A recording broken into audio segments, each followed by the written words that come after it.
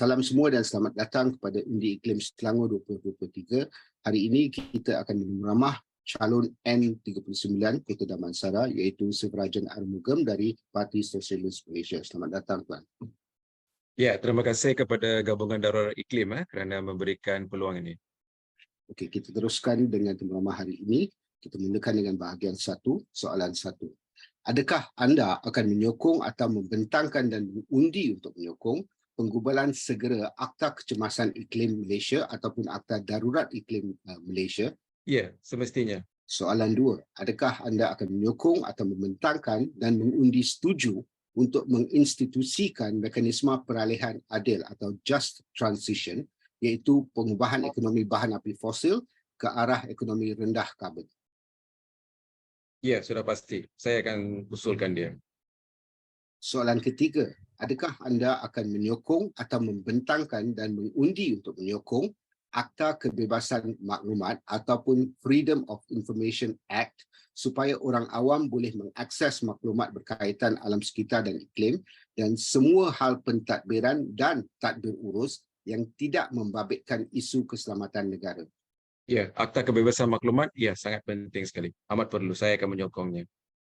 Soalan 4. Adakah anda akan menyokong atau membentangkan dan mengundi setuju kepada Akta Kebebasan Rakyat mengkritik dan mempersoalkan tadbir urus kerajaan ataupun Citizens Freedom to Criticize and Question Governance Act berkenaan semua perkara tadbir urus kerajaan, terutamanya yang berkaitan dengan perlindungan alam sekitar, hak orang asli, biodiversity dan hak hidupan liar, iklim dan keadilan sosial yang akan memberi rakyat Malaysia kebebasan daripada pendakwaan dan penganiayaan dalam mempertahankan hak mereka untuk kedaulatan undang-undang, udara dan air bersih, ekosistem dan perlindungan hak asasi manusia dan segala kebebasan asas lain. Ya, saya rasa hak untuk rakyat mengkritik dan memberikan maklumat berlas itu amat penting dan saya memang akan mempertahankan hak ini. Baik. Soalan kelima.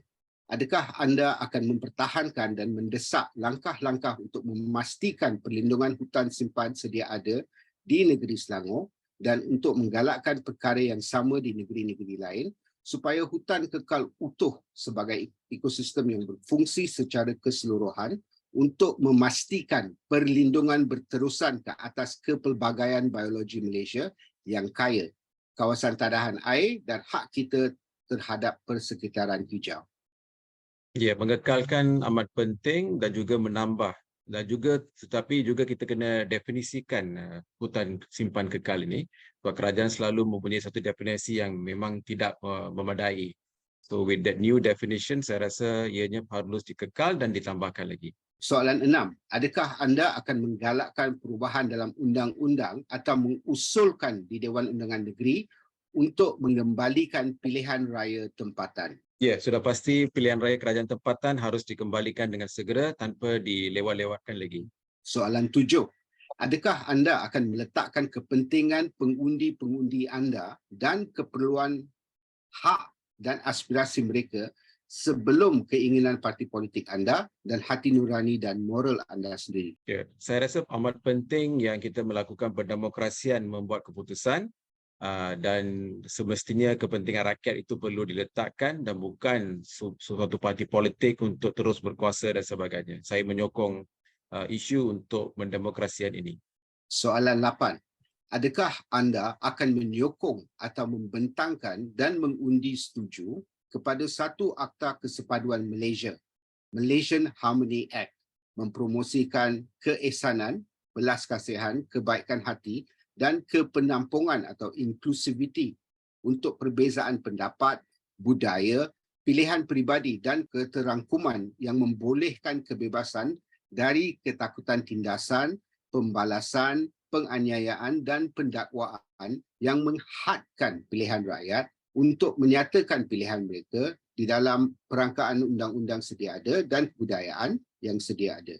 Ini merujuk pada semua isu yang melibatkan golongan-golongan yang tertindas kerana berlainan pendapat, pandangan, gaya hidup, kepercayaan, budaya dan amalan persendirian yang berbeza atau bertentangan atau tidak bersetuju dengan budaya arus perdana. Ya, Saya rasa essence yang dimaklumkan tadi dalam Harmony Act, saya rasa juga sama dengan apa yang PSN pernah membawa sebelum ini yang dikenali sebagai Akta Keterangkuman National Social Inclusion Act yang pernah dibawa oleh Ahli Parlimen Parti Sosialis Malaysia pada tahun 2012. Jadi saya rasa hasrat dia dan juga visi dia lebih kurang sama, dan saya rasa saya menyokonglah ke apa yang diperkatakan tadi, apa-apa akta baru yang hendak dikemukakan yang mempunyai visi dan misi yang sama. Baik, terima kasih. Sekarang kita beralih ke bahagian 2. Soalan pertama. Apa yang anda lihat sebagai isu utama di kawasan zon anda yang perlukan perhatian dan penyelesaian serta-merta atau segera? Ya, di Kota Damansara satu-satunya ialah sebab kita ni sudah berkhidmat sejak tahun 2008. So, satu yang kita dapat lihat jelas ialah sejak tahun 2014, akibat daripada perubahan polisi mengenai perumahan oleh Kerajaan Negeri Selangor ini, telah menyebabkan harga rumah ini menaik dengan mendadak. Pada masa yang sama, kita mempunyai komuniti yang sangat besar di Kota Damansara yang tinggal di PPR. Kita ada PPR Seksyen 8 dan juga ramai juga di kawasan-kawasan Lembah Subang dan sebagainya, yang sepatutnya mereka ini PPR adalah rumah transit, iaitu rumah transit di mana jika pendapatan mereka sudah memadai, mereka sebenarnya sepatutnya membeli rumah. Tetapi kita melihat bahawa oleh kerana kenaikan harga rumah yang mendadak ini, mereka ini terpaksa terus tinggal di PPR. Inilah semua keluarga-keluarga B40. Jadi apa yang saya merasa ialah satu yang urgent sekali ialah untuk menyediakan perumahan yang mampu milik, bukan dalam definisi Kerajaan Negeri Selangor yang mereka mengatakan RM200,000, RM300,000 itu mampu milik. Kami tidak setuju. Kami yang merasakan bahawa mengikut gaji median dan juga gaji purata rakyat B40 dan juga rakyat Selangor, rumah sepatutnya kurang daripada RM100,000. Itu akan merupakan satu perjuangan saya. Keduanya ialah isu-isu infra yang oleh kerana Kota Damansara telah melalui 2 projek besar. Satu ialah MRT yang telah berlangsung sejak awal tahun 2012, 2010 dan sebagainya, dan ianya telah berlangsung lebih 5 tahun. Dan ianya banyak telah memberi kesan kepada infra yang ada, dari segi jalan dia, dari segi bahagian-bahagian yang boleh dibanjiri, infra-infra longkang yang masih lama, dan ia memberikan kesan di mana the infrastructure is very overstretched. Projek yang kedua besar berlaku juga di kawasan yang sama ialah pembinaan Lebuh Raya Dash. So ini sekali lagi memberikan tekanan kepada infra-infra yang tidak memadai. So menyebabkan kejadian banjir ini terlalu banyak. So saya rasa perkara ini perlu dilihat secara holistik, di mana apakah faktor-faktor lain yang menyebabkan banjir selain daripada isu-isu pembalakan ataupun isu-isu pemusnahan hutan. Sebab kita ada Bukit Cerakar di sebelah sini, Puncak Alam, bahagian-bahagian Puncak Alam yang juga merupakan tempat tadahan air. So ada banyak isu yang kita perlu dilihat, dan Kota Damansara kita mempunyai satu kampung Melayu, Kampung Melayu Subang, dan itu memang dia duduk dalam satu lembah. So kalau ada apa-apa projek persekitaran yang berlaku dan kemudian infra itu tidak perbaiki, maka semua air akan turun ke Kampung Melayu Subang yang sampai hari ini mengalami isu banjir. So itu merupakan salah satu 2 perkara urgent yang saya boleh katakan perlu diatasi lah. Ya, manifesto yang kita lihat ataupun kita telah memperkenalkan di Kota Damansara juga untuk menangani isu-isu yang tadi saya telah terangkan tadi. Pertama, manifesto ialah saya akan memperjuangkan atau mengusulkan dalam Dewan supaya semua projek pembangunan mempunyai sekurang-kurangnya 30% kota rumah yang berharga di bawah RM100,000. Ini sangat-sangat penting sekali. Yang keduanya ialah mengenai isu infra yang tadi saya ceritakan. Manifesto saya yang kedua ialah menyatakan bahawa infra ini bukan sahaja setakat saya memperjuangkan peruntukan lebih banyak untuk infra, tetapi untuk memperkasakan penglibatan rakyat dalam menentukan, memantau dan melihat kualiti infra yang dibuat di sekitar ini. Sebab kita rasa kalau kita hanya membiarkan tugas ini kepada pihak berkuasa tempatan dan kerajaan negeri, ianya tidak memadai. Ianya jalan diturap berkali-kali, dia masih berlopak dan sebagainya. So ada isu mengenai kualiti, ada isu mengenai bagaimana perkara-perkara ini dibuat. So pemantauan, penglibatan rakyat amat perlu untuk memantau Dan jika ada satu-satu kawasan mana infra dia tidak memadai, tidak memuaskan, maka kuasa rakyat itu perlulah diambil kira dan mereka sepatutnya berada di satu situasi untuk membuat keputusan sama ada kontraktor itu disenarai hitamkan dan satu kontraktor baru didapati ataupun perubahan dibuat dalam cara mana infra itu dikendalikan. So kita ingin memantapkan lagi sistem aduan yang ada sekarang. Sistem aduan saja tidak mencukupi. We need a continuous system di mana rakyat boleh melibatkan diri dan menentukan kualiti dan menentukan bagaimana kerja-kerja infra ini dibuat. So itu penting. Yang last sekali ialah satu konsep yang saya nak perkenalkan di Kota Damansara ialah apa yang dipanggil sebagai Majlis Perundingan Rakyat, People's Consultative Council. Itu merupakan satu kaunsil di mana rakyat setempat, persatuan penduduk, NGO, persatuan belia dan pelbagai interest groups daripada disability group dan sebagainya boleh melibatkan diri di mana mereka ni akan diberikan kuasa atau diberikan mandat untuk menentukan bagaimanakah bajet seseorang adun itu ditentukan. Sekarang bajet itu diberikan terus kepada adun tersebut dan beliaulah seorang yang boleh menentukan segala-galanya bagaimanakah RM1 juta Malaysia itu dibelanjakan. RM1 juta diberikan kepada setiap adun untuk 1 tahun. So he has got the full powers to decide how to spend it. So kita nak mendemokrasikan proses membuat keputusan ini.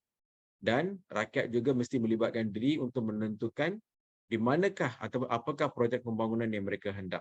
So this has to be facilitated by the State Assembly Office. So saya rasa 3 perkara ini saya harap membawa perumahan, keduanya ialah infra, ketiganya ialah Majlis Perundingan Rakyat. Itu merupakan 3 teras perjuangan, 3 teras yang saya ingin membawa dalam pilihan raya ini. Soalan nombor 2, apakah wawasan anda untuk kawasan DUN ini? Saya rasa wawasan saya ialah saya ingin melihat Kota Damansara ini pertamanya supaya kita ni dapat memperbanyakkan lagi ruang-ruang awam, public spaces, sebab itu menjadi sangat penting. Dan ianya hanya boleh diwujudkan jika kita boleh membawa rakyat bersama. So saya ingin melihat Kota Damansara ini sebagai satu tempat di mana semua komuniti di sini mengutamakan pengangkutan awam dan bukannya kereta sendiri. Dan ianya memang saya rasa ramai yang tidak suka duduk dalam jam. So saya nak Kota Damansara yang menggunakan pengangkutan awam, adanya pengangkutan bas yang membuat hubungan terakhir di antara stesen-stesen MRT yang kita ada di sini dan ia akan membolehkan rakyat ini bergerak dengan lebih mudah. Saya juga ingin melihat Kota Damansara ini sebagai satu kawasan yang hijau. Saya rasa tidak perlu lagi kita ini menggunakan semula kawasan-kawasan hijau. Kita perlu memperbanyakkan kawasan-kawasan hijau. Kita sudah pun ada Kota Damansara Forest dan kita ingin mengembangkan apa yang kita sudah ada ini. Pada masa yang sama dengan semua inisiatif ini, kita juga berharap kualiti air, kualiti persekitaran, semuanya akan bertambah dengan lebih baik lagi. Dan pada masa yang sama terakhir sekali, jika ini semua dapat dicapai, maka saya melihat Kota Damansara juga di mana semua rakyat ini boleh mempunyai satu kehidupan yang lebih baik bila kemudahan asas semua terjaga seperti perumahan. Kita ingin melihat orang ini dapat melihat menduduki satu rumah yang lebih selesa, bukan saja menduduki di PPR sahaja. Dapat membesarkan keluarga mereka dalam satu ruang yang lebih baik, yang lebih lebih lestari dan sebagainya. So dengan ini kita juga boleh membawa ke semua komuniti ini bertindak sebagai satu komuniti yang lebih besar, menjaga satu sama lain, melibatkan diri dalam program satu sama lain dan bertanggungjawab atas kehidupan satu sama lain. Jika ada seseorang yang susah, kita ingin bantu. Jika satu komuniti kurang kemudahan, kurang kemahiran, maka komuniti lain perlulah membantu. Jadi itulah satu komuniti yang kita harap dapat diwujudkan di Kota Damansara. Dan ini merupakan satu visi yang kita harap boleh dicapai jika kerajaan negeri dan saya jika dipilih dapat mengusulkan dan membawa perubahan-perubahan ini melalui kerajaan negeri. Terima kasih. Sekarang kita ke soalan 3. Apakah tindakan-tindakan yang akan anda ambil untuk meningkatkan mutu kehidupan penduduk DUN anda sekiranya diberikan amanah untuk menjadi adun kawasan itu? I think untuk meningkatkan kualiti hidup, satu yang kita rasa penting yang pernah kita buat ialah bila masyarakat ada satu pemilikan terhadap uh, ruang dan juga aset-aset awam, okay, and ownership of the public facilities. Satu contoh yang saya boleh bagi spesifik di Kota Damansara ialah Kota Damansara sejak tahun 2008 kita telah memperjuangkan agar di Kota Damansara Community Forest digazetkan. Ini merupakan satu janji bila mantan adun Dr. Nasir Hashim daripada PSM, bila dia bertanding tahun 2008, that was his commitment. Dan sememangnya pada tahun 2010, the Kota Damansara Forest was gazetted, 320 hectares was gazetted.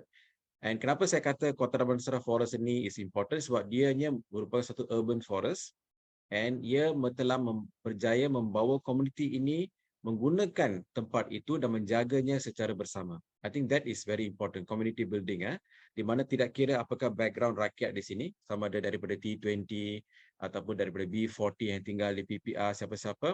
So that forest kita telah menggunakannya untuk pelbagai program supaya kesemua orang ada ownership, kesemua orang ada pemilikan, ada keinginan untuk menjaga alam sekitar tersebut. So saya rasa mengambil example tersebut, saya rasa lebih banyak ruang-ruang seperti itu perlu diwujudkan di Kota Damansara supaya mereka ini boleh digunakan bersama dan setiap komuniti menolong satu sama lain. So saya harap dapat menggunakan atau mempelbagaikan ruang-ruang tersebut, more public spaces yang boleh digunakan oleh rakyat. Dengan cara itu, bila rakyat terasa mereka ini merasakan mereka boleh menggunakan dengan tak ada apa-apa halangan, they can have like a event, mereka boleh adakan sukan, any of the public spaces tanpa apa-apa halangan, dan ianya juga dibantu oleh komuniti yang lain. For example, in Kota Damansara dulu, we used to have apa yang dipanggil sebagai drum circle. Drum circle maksud dia ialah di mana kita pergi ke satu ruang terbuka dan kita akan memulakan mainan drum dan orang awam, they just come inside, they take a percussion, the drum, they just play along. So inilah satu inisiatif yang saya rasa we have to continue, we have to perbanyakkan, and that will bring people together lah. So dengan cara ini kita rasa kualiti hidup rakyat itu dapat meningkat, and there's a feeling that kita boleh share. So kita will break down the divide between yang the T20 and also the B40, di mana tidak ada apa-apa disparity dan mereka dapat menolong dan the overall lifestyle akan lebih meningkat lah. I think that is very important. Baik, terima kasih. Sekarang kita ke bahagian 3, soalan tembak pantas.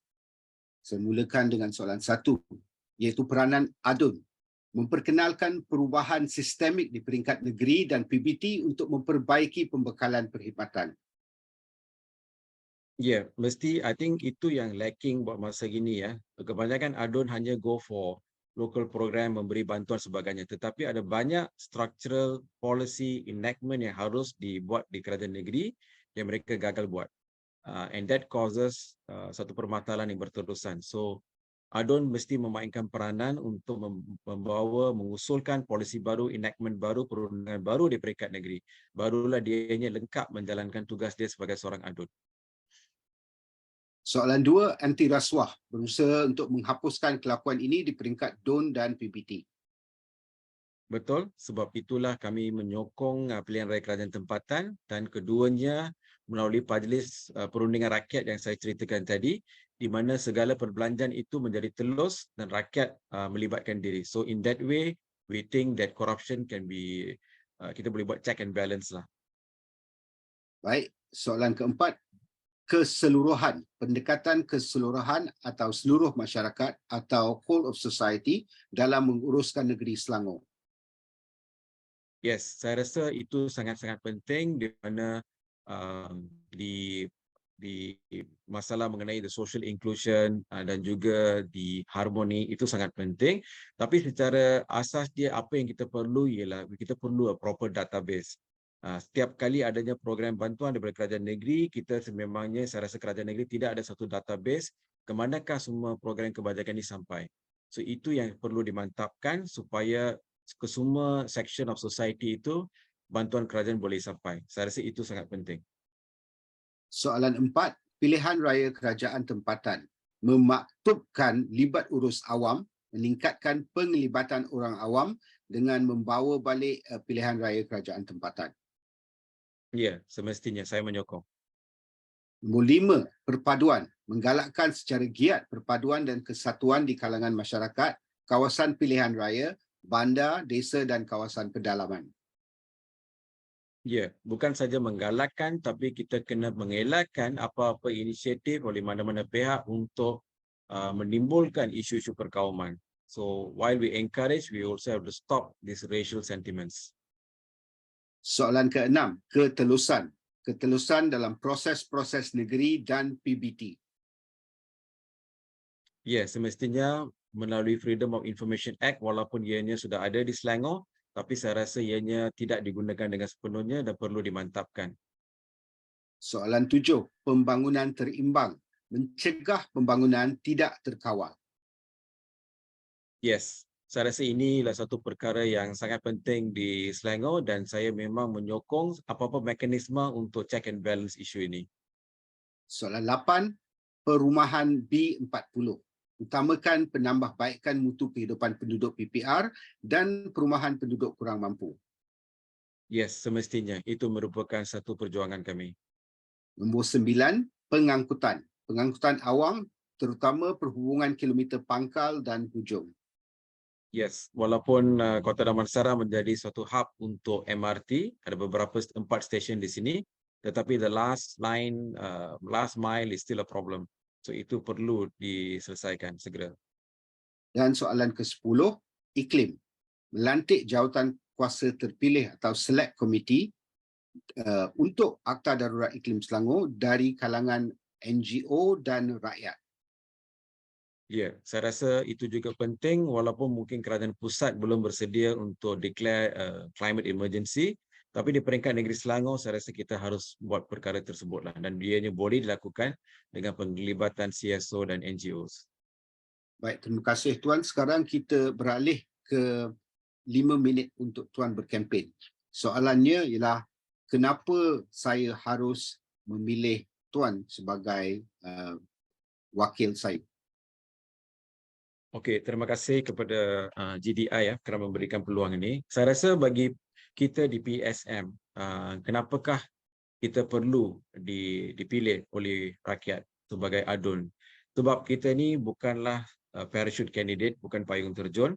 Sememangnya kita pernah berkhidmat sejak 2008 dan walaupun kita tidak menjadi adun selepas tahun 2013, tetapi kita masih berkhidmat di kawasan ini. Sekarang saya masih berada di office yang telah kita mulakan tahun 2008. So our service center, pejabat kita masih ada di sini lagi dan kita terus berkhidmat. Justru itu juga ianya memberikan satu benefit kepada rakyat di mana kesemua isu-isu yang pernah kita jalankan, semua file kes-kes yang kita berjalankan masih bersama kita. So kita tahu semua latar belakang semua kes-kes yang kita telah jalankan di sini. Isu daripada kawasan taman, kampung dan sebagainya. So dengan itu dia memberikan satu knowledge dan juga database yang kita ada di pejabat kita di sini di Kota Damansara supaya kita lebih senang untuk menghampiri rakyat dan lebih senang memahami rakyat. Tidak akan wujud satu situasi di mana ada wakil rakyat yang tiba-tiba masuk dan perlu menyedari dan mempelajari apakah isu di Kota Damansara. So, itu merupakan satu faktor yang kedua. Yang ketiga, saya rasa apa yang dibawa oleh PSM ialah bukan saja satu janji-janji, satu senarai panjang, janji-janji manis ataupun cash handouts seperti mana yang dibentangkan oleh parti-parti lain. Apa yang kita buat jika anda lihat manifesto kami dan apa yang saya terangkan tadi ialah kami ingin memulangkan kuasa balik kepada rakyat. We want to decentralize power. Kita ingin mendemokrasikan semua proses-proses membuat keputusan. Saya rasa dalam politik sekarang ini yang sangat perlu. Kita tidak perlu untuk memusatkan kuasa. That is not the way to go. Sebab kita sudah tahu bahawa banyak masalah ini tidak diselesaikan, malah lebih banyak masalah. Bila seorang menteri besar sahaja mempunyai kuasa untuk memberikan tanah, untuk gazet dan digazetkan, pemusatan kuasa itu terlalu besar sangat. Dan ada pertanggahan kepentingan juga. syarikat MBI sendiri yang buat kerja, syarikat MBI Menteri Besar sendiri yang meluluskannya. Too much of convergence of power. So saya rasa apa yang dibawa oleh PSM ialah di manakah kita memecahkan pemusatan kuasa ini dan mengembalikannya kepada rakyat. Biar rakyat membuat keputusan and you take ownership apa yang perlu dibuat. So perkara ini saya rasa tidak kita lihat oleh mana-mana pakatan politik yang sedang membentangkan manifesto mereka. Jadi amatlah penting bagi kuasa ketiga, walaupun kita ni tidak akan mengambil kerajaan kerana kita ni hanya bertanding di beberapa kerusi, tetapi representasi kuasa ketiga amat penting supaya kita ni boleh bertindak secara bebas tanpa dipengaruhi oleh perikatan ataupun pakatan, dan kita boleh bersuara secara independen dan berani. Dan kita boleh memastikan, membusulkan semua benda-benda yang kami telah katakan tadi. Jadi amat pentinglah, tidak kira sama ada perikatan menjadi kerajaan atau pakatan menjadi kerajaan, amat penting kita ada satu lagi kuasa ketiga untuk membuat penimbang di antara kedua-dua kuasa ini.